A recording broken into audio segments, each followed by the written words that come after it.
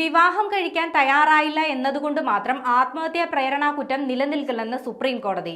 നമസ്കാരം, കൊട്ടാരക്കര മീഡിയയിലേക്ക് സ്വാഗതം. വിവാഹം കഴിക്കാൻ തയ്യാറായില്ല എന്നതുകൊണ്ട് മാത്രം ആത്മഹത്യാ പ്രേരണാ കുറ്റം നിലനിൽക്കില്ലെന്ന് വ്യക്തമാക്കിയിരിക്കുകയാണ് സുപ്രീം കോടതി. കുറ്റാരോപിതൻ തന്റെ പ്രവർത്തികളിലൂടെ മരിച്ചയാൾക്ക് ആത്മഹത്യ അല്ലാതെ മറ്റു മാർഗങ്ങളില്ലെന്ന സാഹചര്യം സൃഷ്ടിച്ചാൽ മാത്രമേ കുറ്റം നിലനിൽക്കുകയുള്ളൂ എന്ന് സുപ്രീം കോടതി നിരീക്ഷിച്ചു. കമറുദ്ദീൻ ദസ്തഗീർ സനദി എന്ന വ്യക്തിയെ ശിക്ഷിച്ച കർണാടക ഹൈക്കോടതി വിധി തള്ളിക്കൊണ്ടാണ് സുപ്രീം കോടതി ഡിവിഷൻ ബെഞ്ച് ഇക്കാര്യം വ്യക്തമാക്കിയത്. ജസ്റ്റിസുമാരായ പങ്കജ് മിത്തൽ, ഉജ്ജൽ ബുയാൻ എന്നിവരാണ് കേസ് പരിഗണിച്ചത്. കമറുദ്ദീനെതിരെ വഞ്ചനാ കുറ്റവും ആത്മഹത്യാ പ്രേരണാ കുറ്റവുമായിരുന്നു ചുമത്തിയിരുന്നത്. തകർന്ന ബന്ധമാണ് ഈ കേസെന്നും ക്രിമിനൽ കുറ്റമല്ലെന്നും സുപ്രീം കോടതി ചൂണ്ടിക്കാട്ടി. IPC സെക്ഷൻ 417, 306, 376 വകുപ്പുകൾ പ്രകാരമാണ് കേസ് രജിസ്റ്റർ ചെയ്തത്.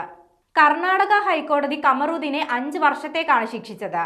ഇദ്ദേഹവുമായി പ്രണയബന്ധത്തിലായിരുന്ന 21-കാരി 8 വർഷത്തെ സൗഹൃദം തകർന്നതിനെ തുടർന്ന് 2007 ഓഗസ്റ്റ് മാസത്തിൽ ജീവൻ ഒടുക്കിയിരുന്നു.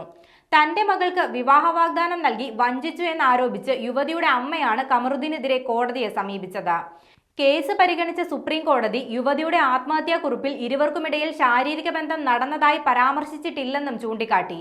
കമറുദ്ദീന്റെ ഭാഗത്തുനിന്ന് ആത്മഹത്യയിലേക്ക് നയിക്കുന്ന തരത്തിൽ എന്തെങ്കിലും പ്രേരണ ഉണ്ടായതായി ആത്മഹത്യാക്കുറിപ്പിൽ പരാമർശിച്ചിട്ടില്ല എന്നതും വിധിയിൽ ചൂണ്ടിക്കാട്ടുന്നുണ്ട്. ഒരു ബന്ധം തകർന്നതിന്റെ പേരിൽ ഉണ്ടാകുന്ന മാനസിക വിഷമങ്ങൾ മൂലം ഒരാൾ ജീവനൊടുക്കിയാൽ അതിൽ ക്രിമിനൽ കേസ് ഉണ്ടാകില്ലെന്നാണ് കോടതി പറഞ്ഞത്.